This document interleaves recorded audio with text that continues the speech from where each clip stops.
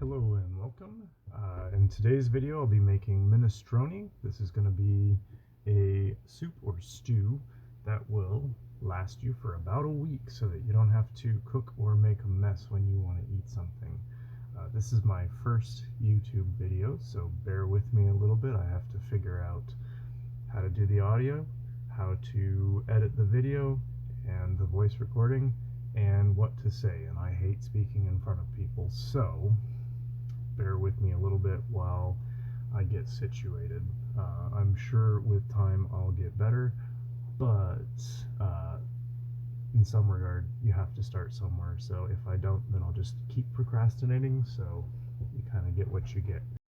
One of the things that I have been thinking about and debating doing for a while is a series of videos showing kind of how the basics of cooking so that you don't end up with a lot of leftovers and things in your fridge, or all the things that are intimidating about cooking from scratch that keep people from doing it, i.e. a bunch of random scraps in the fridge that you have no idea what to do with. So I'm thinking about starting, or I am starting, a series where I'm going to go over cooking somewhat large batches of items. Essentially, it's easy to reheat food for maybe 4 days to a week, where you can just, if you're hungry, heat something up and not have any mess once you've prepared it, and not have any leftovers after you go shopping. You just buy your groceries, use them all to make what it is you're making, and then have food for the week.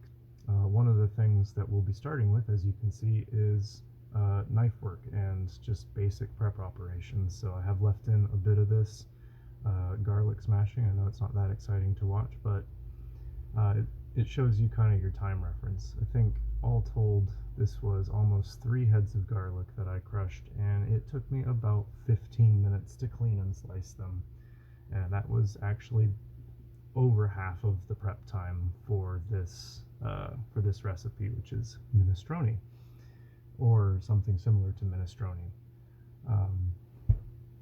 So obviously what I'm going to do is talk about knife skills, talk about the recipe, and here, I had things to say when I was thinking about this, and I'm not sure what they all are now because I don't have a script. So anyways, the importance of knife skills you're gonna see is paramount to doing this.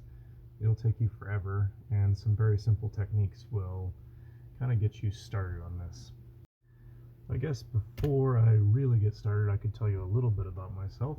My name's Greg, and I've been cooking professionally for about 18 years. I've managed as a head chef 5 different kitchens in the greater Seattle area, including Cafe Vios, a retirement home, which was an interesting look into kind of nutrition and how to cook in a more healthy fashion. I was the head chef at a place called Tangletown Public House. It opened up after the Elysian Tangletown closed down.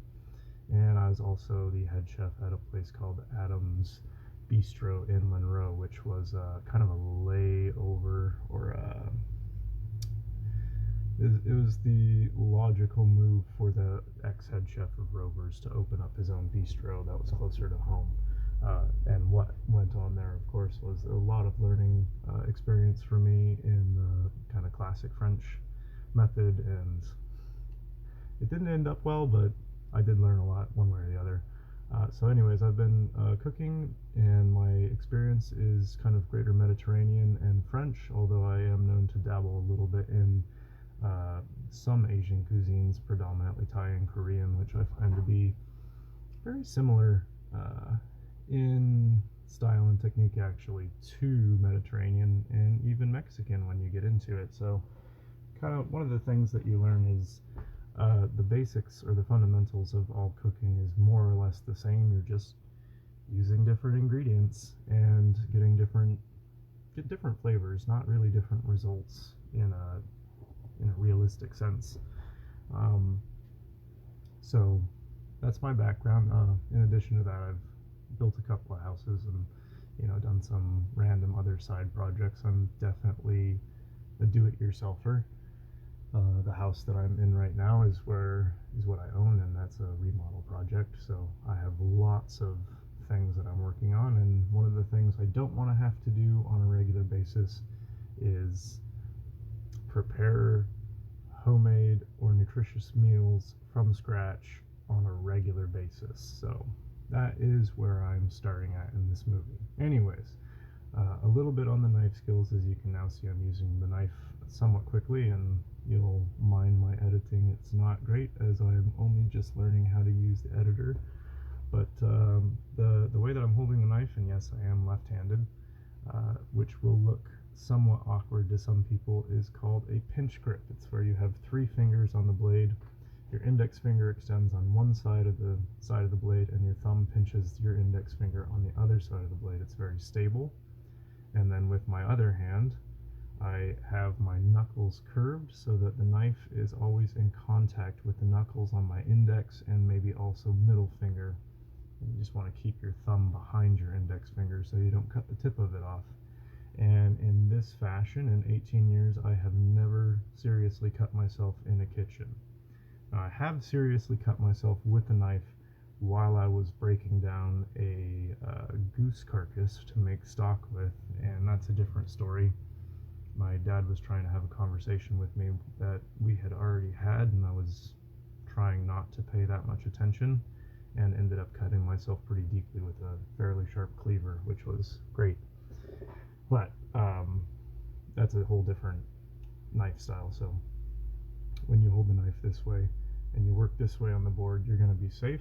It does take a little while to get used to the feel. It feels very counterintuitive as you get started, but if you force yourself to do it for a while and go slow, you'll find yourself getting faster and faster very quickly. This is why professional cooks and chefs can cut things so much faster than the average home cook, is because the more you do it, the more you realize you need to be efficient, and the more efficient you are with your time, the less you'll feel like it's a chore to do these prep projects. It's not hard.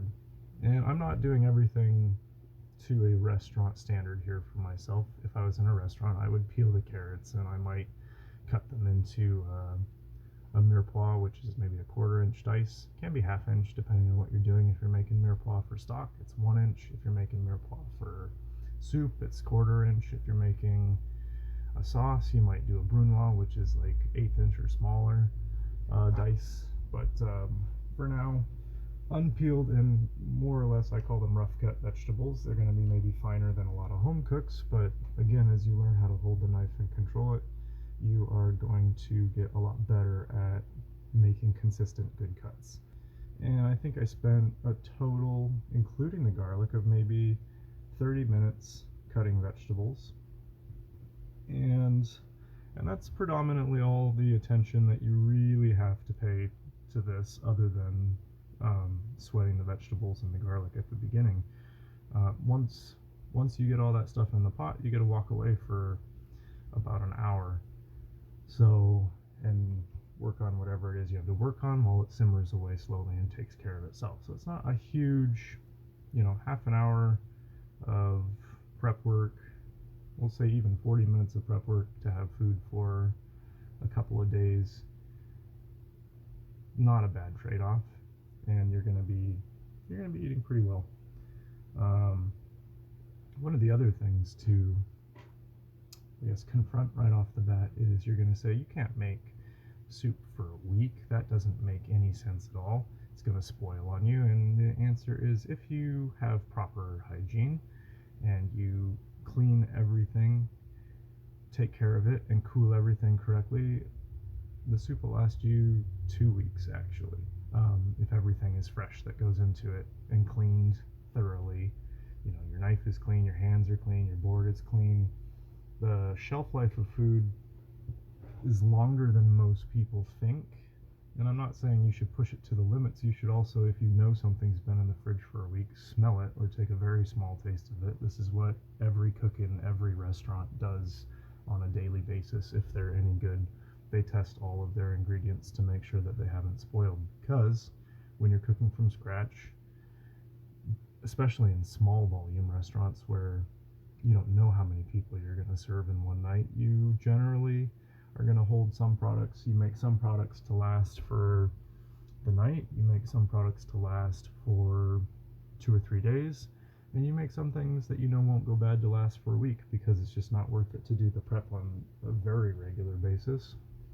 And there is the well, it'll taste better if it's fresh, and generally that's true, but it isn't always the case. Lots of stews and things generally get better after they've sat a couple of days, even 4 or 5 days. They've come together quite a lot better than the first day. So a lot of times when I make a stew, I don't even want to eat it necessarily the next day. I'll wait another day and it'll be better. It'll come together. There's an English chef, I forget his name, but his phrase for that is let all the ingredients get to know each other. And it does take a little time to do that, and it's not a bad thing to let them sit together in the fridge for a little bit, and you're not going to get sick from this. One of the things that I'll note as being a chef and having a widely varied and always changing diet is that sometimes you might think that you're getting a little sick because you ate something, but it's actually that your stomach's just not used to eating certain things, and that can take a second for your body to get used to. But it's not a major cause for concern. That's the volume size that I'm doing.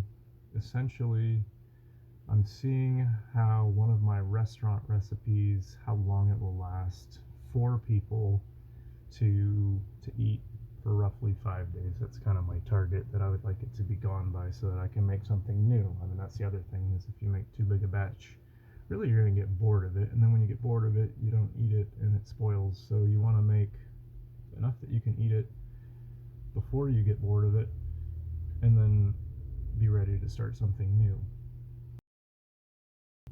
Okay, so now we're starting to sweat the garlic.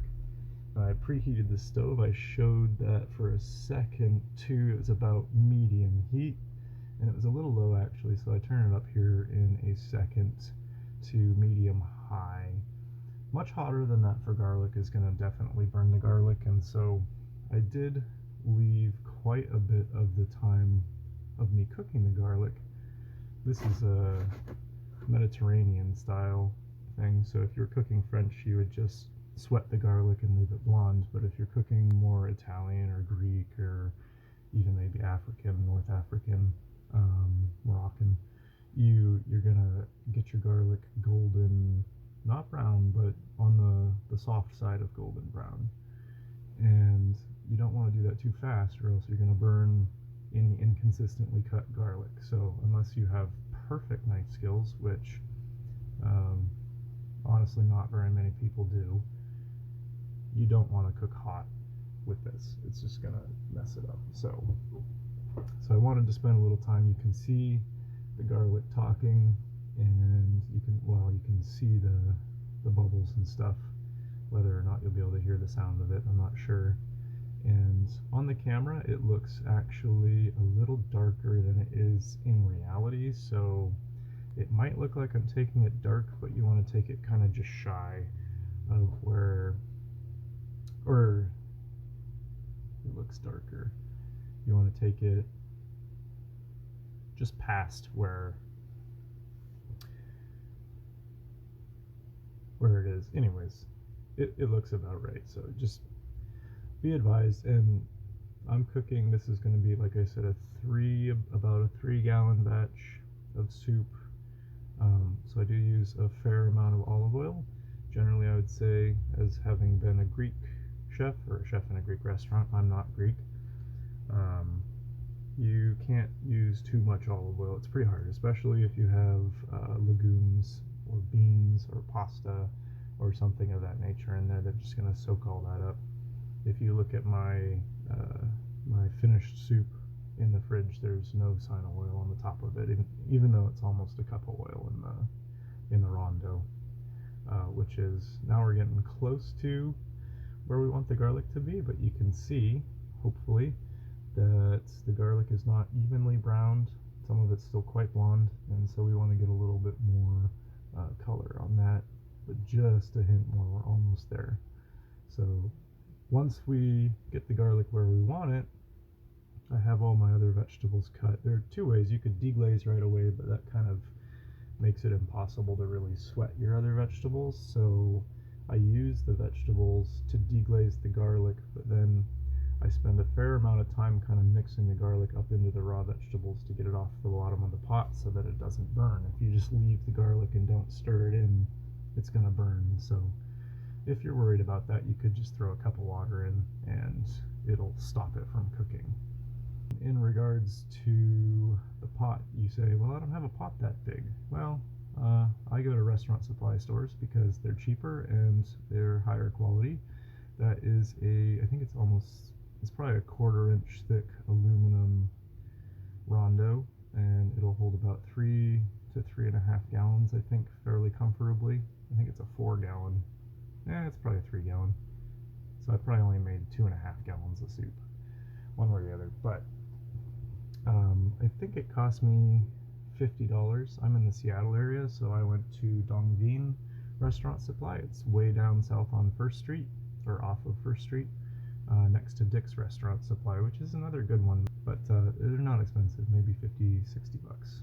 And it's very useful, and because the sides are so high, it doesn't spatter all over the stove when you're doing a little fry if you're not super high temp. So anyways, we're adding the spices.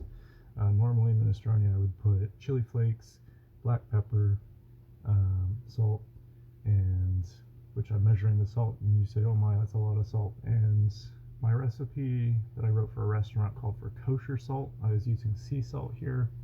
Kosher salt doesn't pack quite as tight as sea salt, so it was a little bit heavy on the salt. I'd probably reduce it from 1/2 cup to maybe 1/3 of a cup to compensate for the different volume of those different salts. But it's a big batch of soup, so it does actually take quite a bit more salt. And as being someone that's worked in a restaurant and made lots of soups with very detailed recipes so that anyone could follow them and make them the same that I would, I had to be specific with how much water to add, how long to cook the stew for, and how much salt to add. So I did get pretty close down to, well, I did get it where anyone made it and it tasted the same. It was never salty and it was never under seasoned because it was down to science. So I followed that, but I used the wrong kind of salt, and so I have to make a little adjustment for that. I ended up adding more water to also help with that. So I put in 1 gallon of water is what my recipe called for, and then I added an extra quart.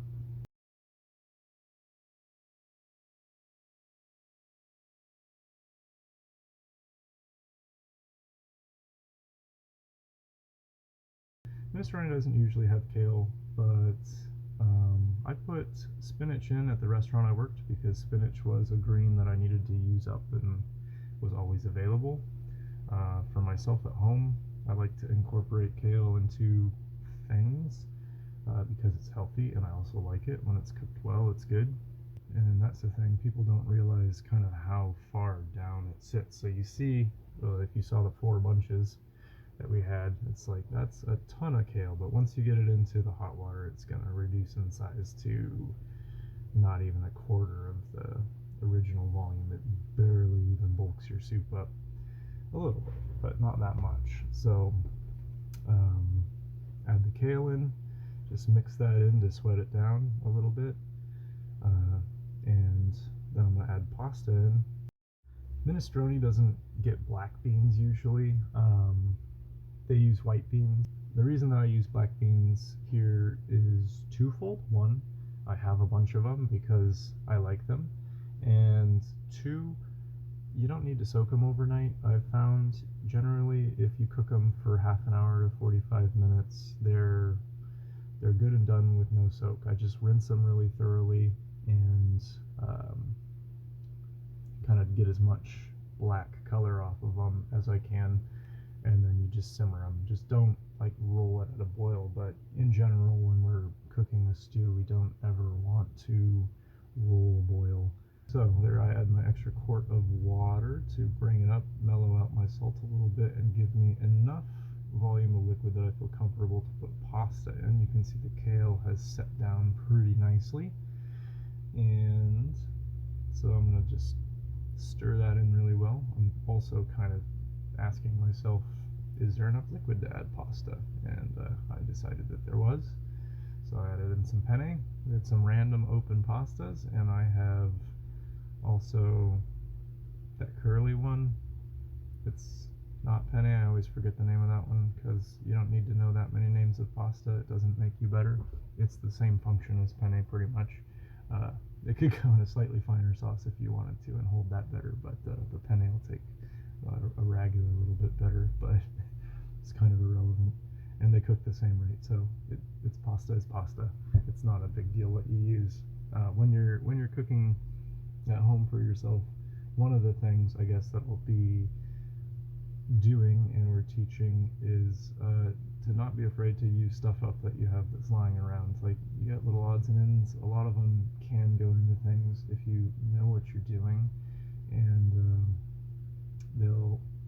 they'll be quite nice, and nobody will even think twice about it when you serve it to them. So anyways, right here I'll have the recipe listed on the background. That's the finished minestrone. You shred a little bit of Parmesan on that, and it's quite nice.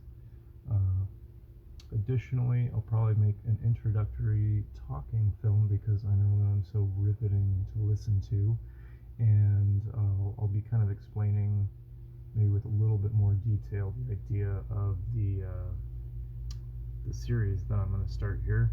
This is my first YouTube series and videos, so I guess thank you for watching, and if you subscribe, I will hopefully be releasing a video on a weekly or at least bi-weekly basis for once a week cooking, so it'll make sense to do it on a weekly basis, won't it? Also learn how to do some cooking and make your life easier and also healthier. So that's the long and short goal of this series. Additionally, I might also be doing some kind of fancier cooking things, and so that'll be a different series within the realm of cooking. I might end up doing some other stuff too. I've got a lot of projects going on, so we'll see what happens with that. But thanks for watching.